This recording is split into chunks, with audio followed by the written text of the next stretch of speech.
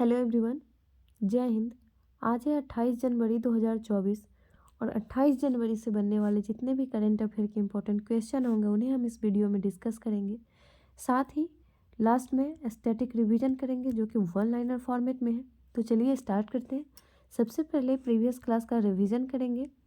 तो रिविज़न में है अयोध्या राम मंदिर की वास्तुकला किस शैली में है? ये नागर शैली में है। अयोध्या राम मंदिर के वास्तुकार का नाम बताएं। तो ये है चंद्रकांत सोमपुरा और आशीष सोमपुरा। चंद्रकांत सोमपुरा के बेटे हैं आशीष सोमपुरा। अयोध्या राम मंदिर का निर्माण कार्य किस कंपनी को सौंपा गया था? ये सौंपा गया था लार्सन एंड टुब्रो को।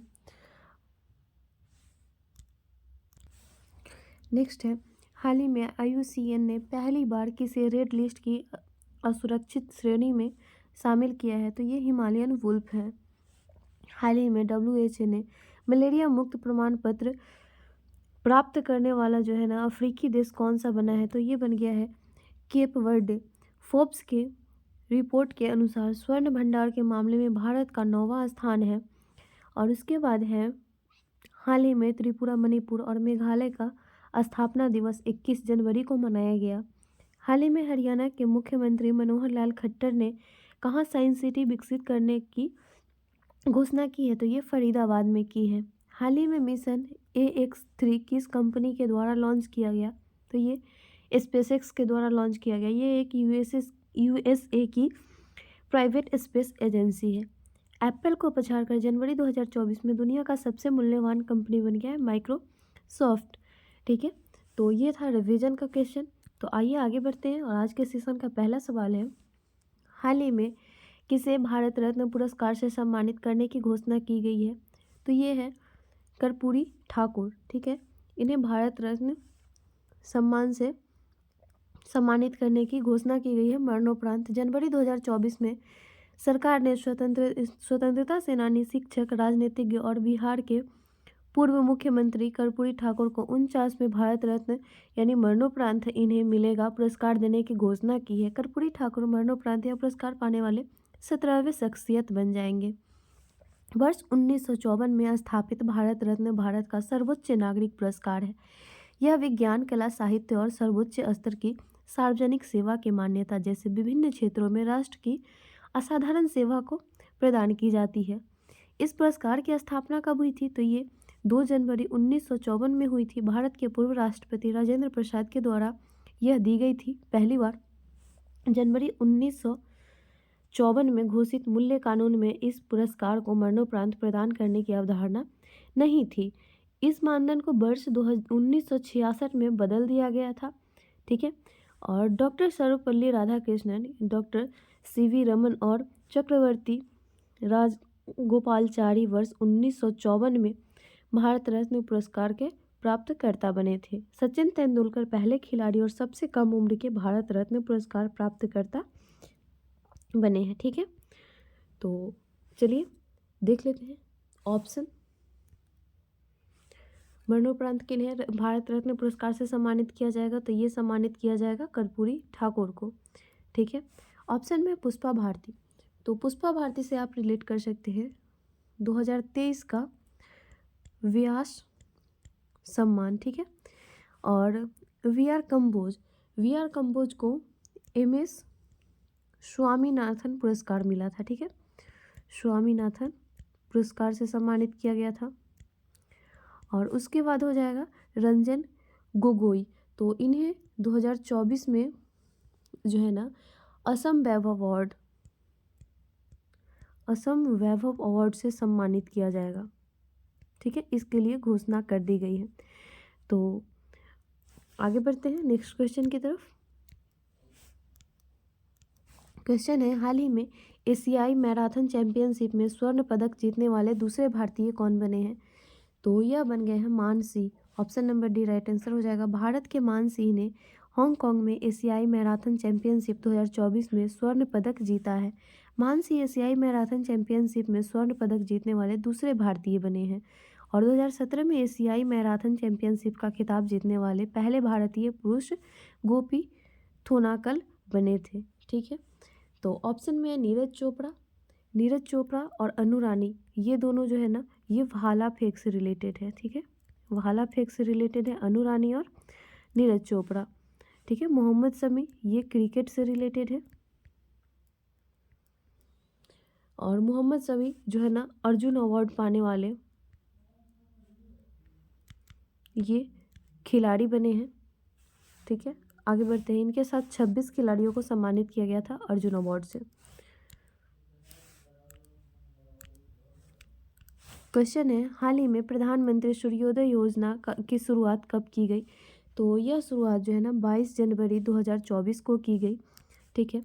22 जनवरी 2024 को प्रधानमंत्री ने सूर्योदय योजना के प्रारंभ की है। भारत के 1 करोड़ घरों में सौर ऊर्जा से बिजली पहुंचने के लिए प्रधानमंत्री नरेंद्र मोदी जी के द्वारा 22 जनवरी 2024 को प्रधानमंत्री सूर्योदय योजना लॉन्च किया गया है। इस योजना के अंतर्गत भारत के 1 करोड़ घर के छतों पर सोलर पैनल लगवाया जाएगा, जिससे उन घरों में सौर ऊर्जा से बिजली उत्पन्न होगी। 2019 में रूफटॉप योजना के द्वारा सरकार ने सौर ऊर्जा 40 गीगावाट विद्युत ऊर्जा घरों में पहुंचाने की लक्ष्य निर्धारित किया था, परंतु कोविड-19 के कारण जो है ना महामारी के कारण यह लक्ष्य पूरा नहीं हो सका था। इसी लक्ष्य को पूरा करने के लिए प्रधानमंत्री ने सूर्योदय योजना लॉन्च की है। इस योजना के लिए केंद्र सरकार एवं राज्य सरकार के बीच क्रमशः 40% से 60% की वित्तीय साझेदारी होगी, ठीक है। तो आइए आगे बढ़ते हैं। नेक्स्ट क्वेश्चन है, हाल ही में संस्थागत श्रेणी हेतु सुभाष चंद्र बोस आपदा प्रबंधन पुरस्कार 2024 में से किसे प्रदान किया गया? तो यह प्रदान किया गया 60 पैरासूट फील्ड हॉस्पिटल को, ठीक है। उत्तर प्रदेश के 60 पैरासूट फील्ड अस्पताल को सुभाष चंद्र बोस आपदा प्रबंधन पुरस्कार 2024 के लिए चुना गया है। यह पुरस्कार केंद्र सरकार द्वारा आपदा प्रबंधन में उत्कृष्ट कार्य के लिए दिया जाता है।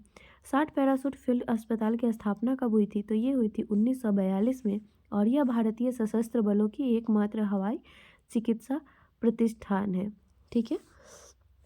तो आगे बढ़ते हैं, इसका आंसर हो जाएगा संस्थागत श्रेणी हेतु सुभाष चंद्र बोस आपदा प्रबंधन पुरस्कार 2024 के विजेता हो जाएंगे 60 पैरासूट फील्ड हॉस्पिटल, ठीक है। 5 नंबर क्वेश्चन है, भारत में सेमीकंडक्टर नीति लागू करने वाला भारत का चौथा राज्य बन गया है। कौन सा बन गया है? तो ये बन गया है Uttar Pradesh. Option number B right answer हो जाएगा, उत्तर प्रदेश बन गया है चौथा राज्य। मुख्यमंत्री की अध्यक्षता में योगी कैबिनेट के बहुप्रतीक्षित सेमीकंडक्टर नीति 2024 को मंजूरी प्रदान की गई है, और भारत में यह उद्योग सभी शैशव अवस्था में है। अब तक केवल गुजरात, उड़ीसा और तमिलनाडु ने इसे लेकर नीति लागू की थी, और सेमीकंडक्टर निर्माण इकाई लगाने वाले उद्योग समूहों को भारत सरकार की ओर से 80,000 करोड़ रुपए का फंड दिए जाने की व्यवस्था है, ठीक है। यूपी सरकार इसमें 75% की भागीदारी करेगी, और नोट में क्या है तो गुजरात सेमीकंडक्टर नीति लागू करने वाला भारत का पहला राज्य बना है, ठीक है। सबसे पहले सेमीकंडक्टर गुजरात में लागू की गई है, उसके बाद उड़ीसा और तमिलनाडु, अब चौथा बन गया है उत्तर प्रदेश, ठीक है। तो गुजरात से अभी हम लोगों ने डिस्कस कर ही लिया है कि गुजरात फर्स्ट है सेमीकंडक्टर लागू करने वाला। और बिहार, तो बिहार से आप रिलेट कर सकते हैं इथेनॉल पॉलिसी में, ठीक है। इथेनॉल पॉलिसी लागू करने वाला बिहार पहला है। और महाराष्ट्र से आप रिलेट कर सकते हैं, यहाँ पर अभी हाल ही में अटल सेतु का उद्घाटन किया गया है, ठीक है। आगे बढ़ते हैं, क्वेश्चन है, हाल ही में किस राज्य के मुख्यमंत्री ने जल्लीकट्टू अखाड़े का उद्घाटन किया है? तो जल्लीकट्टू जो है ना त्यौहार, ये आप सभी को पता होगा कि तमिलनाडु में मनाया जाता है। तमिलनाडु के मुख्यमंत्री M.K. स्टालिन ने अपने पिता एम करुणानिधि के नाम पर एक भव्य जल्लीकट्टू अखाड़े का स्टेडियम का उद्घाटन किया है। और जल्लीकट्टू बैलों को काबू करने का एक पारंपरिक खेल है। यह उत्सव तमिलनाडु के सांस्कृतिक का प्रतीक है, और जल्लीकट्टू को इरुथा जबुथल के नाम से भी जाना जाता है, जिसका अर्थ बैलों को गले लगाना होता है, ठीक है। तो उड़ीसा से आप रिलेट कर सकते हैं, यहाँ पर बिरसा मुंडा स्टेडियम है जो कि सबसे बड़ा हॉकी स्टेडियम है, ठीक है। और गुजरात में नरेंद्र मोदी स्टेडियम है, क्रिकेट का सबसे बड़ा स्टेडियम। और उसके बाद आप हरियाणा से रिलेट कर सकते हैं, या जो है ना हरियाणा हाइड्रोजन से चलने वाला पहला ट्रेन जो है ना इसी के द्वारा, हरियाणा के द्वारा ही लॉन्च किया जाना है। ठीक है, आगे है क्वेश्चन। आईसीसी ने 2023 के लिए T20 player of the year किसे चुना है?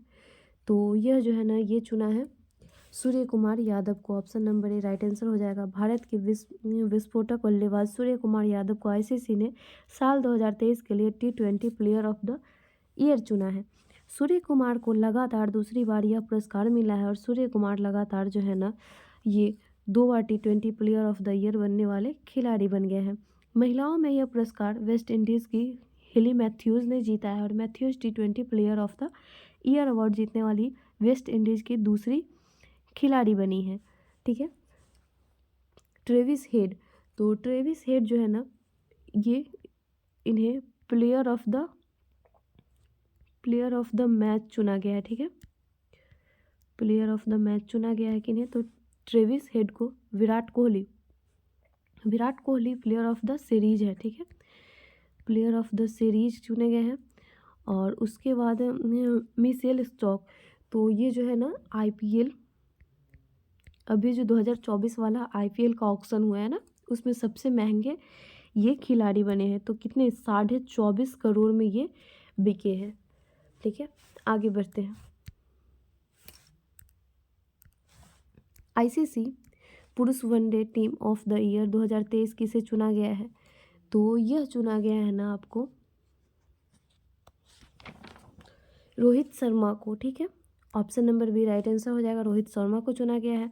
भारतीय कप्तान रोहित शर्मा को आईसीसी पुरुष one day team of the year 2023 के लिए चुना गया है। आईसीसी जिसकी स्थापना 1909 में हुई, मुख्यालय इसका दुबई में है, संयुक्त अरब अमीरात यानी यूएई में है। ठीक है, अध्यक्ष इसके हो जाएंगे ग्रेग वार्कर। ठीक है, पिट कमिंस को अभी हम लोगों ने इन सभी को रिलेट किया ही है। पिट कमिंस ऑस्ट्रेलिया से हैं। उसके बाद है विराट कोहली, तो Virat Kohli player of the series चुने गए हैं। और उसके बाद है शुभमन गिल, तो शुभमन गिल का डिस्कशन नहीं आया है। तो शुभमन गिल आईपीएल के लिए जो है ना आईपीएल के लिए गुजरात के लिए ये कैप्टन बने हैं।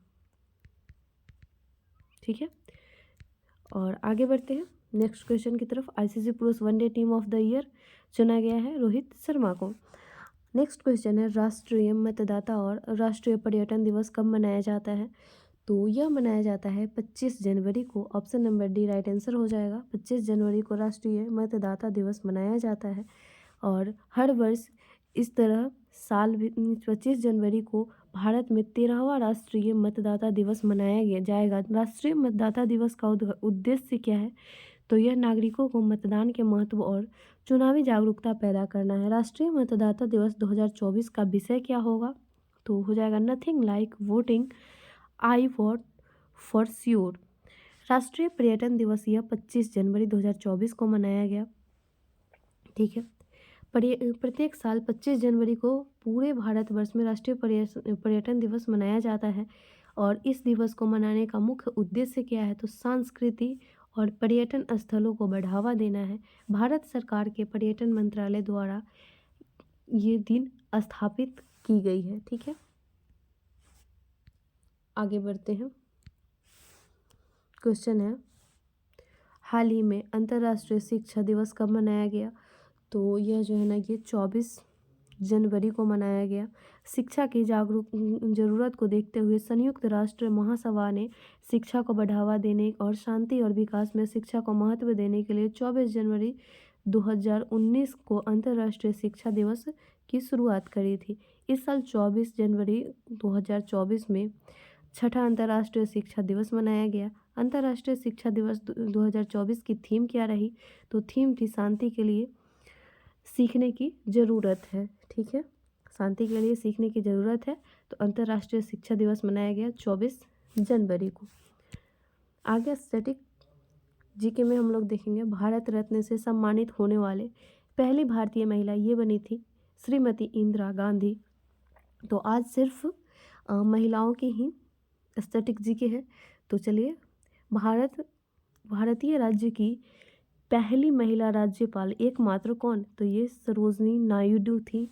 और उसके बाद है एक भारतीय राज्य की पहली महिला मुख्यमंत्री श्रीमती सुचेता कृपलानी। देश की पहली केंद्रीय मंत्री श्रीमती राजकुमारी अमृत कौर। भारतीय राष्ट्रीय कांग्रेस की पहली महिला अध्यक्ष बनी एनी बेसेंट। उच्च न्यायालय के मुख्य न्यायाधीश नियुक्त होने वाली पहली महिला बनी थी न्यायाधीश लीला सेठ। ठीक है। सुप्रीम कोर्ट के न्यायाधीश नियुक्त होने वाली पहली महिला ये न्यायाधीश एम फातिमा बीबी बनी। और लोकसभा के अध्यक्ष पद पर नियुक्त होने वाले पहली महिला जो बनी ये बनी श्रीमती मीरा कुमार। मिस यूनिवर्स का खिताब जीतने वाली पहली भारतीय महिला बन गई है सुष्मिता सेन।